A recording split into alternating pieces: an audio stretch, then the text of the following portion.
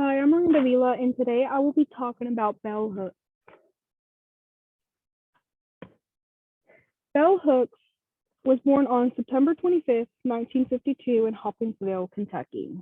Her original birth name was Gloria Jean Watkins, but she later changed when she wrote her when she became a author. Gloria Jean Watkins was born into a small segregated community to a working class family due to the U.S. being in the segregation movement in 1960. Bell Hooks, from being exposed to such a harsh environment at such a young age, she was inspired to begin writing her first book at the age of 19.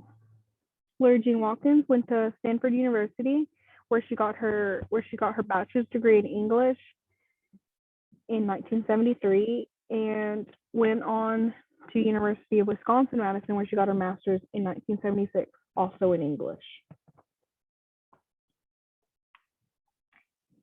In 1978, she published her first book of poems titled "And There She Wept," where I have this in the picture. It's like half of a poem of one of the poems that was in the book. I couldn't really find a lot, but it's just an example of like a book she wrote. While attending in between after she got her master's degree at the University of Wisconsin-Madison, she established a support group for Black women called Sisters of the Yam, where she basically helped the Black women in need and just helped them out. And this is where when she started helping others in her community, like where she had more of a voice because she was more exposed and she knew how to reach out to people better. Also, in 1981, that was when she published Ain't I a Woman? And that's when she changed her name to Bell Hooks. Her name, Bell Hooks, is all in lowercase letters because she didn't feel the need to capitalize anything because she wants to focus more. She wants people to focus more on her work rather than her name. She wants her voice. She wants what she's saying to be heard.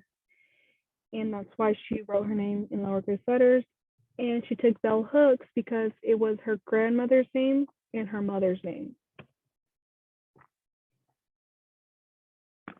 She went to the University of California, Santa Cruz later in 1983 for her PhD, when she got it in literature this time.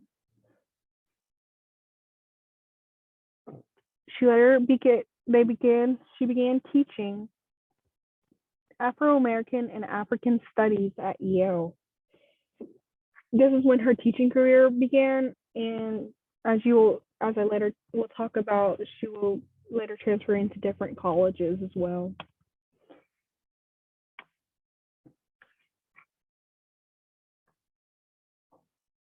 In 1994, she published a book called Teaching to Transgress, and it is still very popular to this day. In the book, it advocates for a change in the education system where she talks about having students transgress against racially, sexual, and class boundaries in order to achieve the gift of freedom, which she advocates a lot of transgression because she feels like the education system isn't fair sometimes because of either between her race or your gender. And she's trying to put a stop to it or at least make a difference. After Yale, she taught women's studies at Oberlin College, and in 1990, she began teaching at the City College of New York for English literature.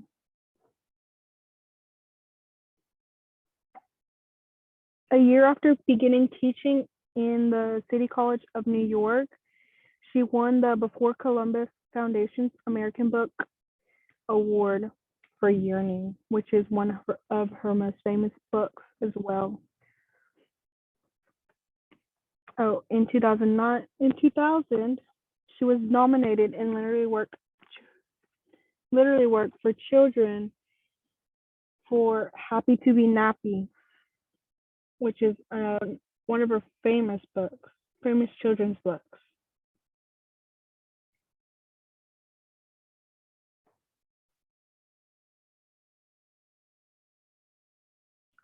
In 2004, she became a professor at Berea College, and this is where she starts most of her work. And she gets established better, and she starts to make a name for herself, and having her, what she professes, not professes, what she advocates for, that's the word, advocates for to be heard, like it becomes more known when she starts teaching at Berea College. At Ohio State University, she begins visiting distinguished professors of women's studies in 2010, 2011. She didn't begin teaching here, she just went and visited because she was now pronounced. She was distinguished as an incredible professor of women's studies. And in 2014, the Bell Hooks Institute was established. The Bell Hooks Institute preserves Hooks' legacy through art and artifacts. People that work for the Bell Hooks Institute continue to research Hooks' focus on race, class, and gender, and they also help promote ending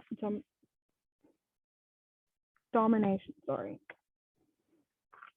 In 2018, she was inducted to the Kentucky Writers Hall of Fame by the Carnegie Center. Yeah, because since she was born in Kentucky, she works out of Kentucky. Like the Bell Hooks Institute is established in Kentucky, and she's very known. She's one of the most famous people from Kentucky.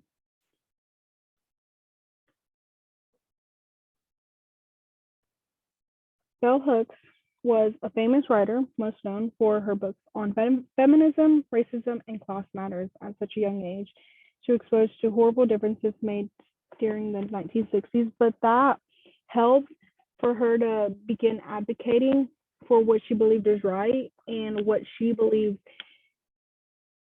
should become a change. She, in her writing is very, how can I say it? Very real. Like you can tell she really wants to make a difference, and that's why I chose Bell Hooks. She's written a lot of books, articles, poems, and she professes a lot. And I feel like what she advocates for is very important because being Hispanic in such a small town, racist town as well, it's very difficult because I myself experienced the differences, especially when I went to high school, because I had a lot of racist teachers where they just didn't really help me out, or they clearly made the difference. And I just feel like Bell Hooks is such a good person to find out, and I really was interested on her. She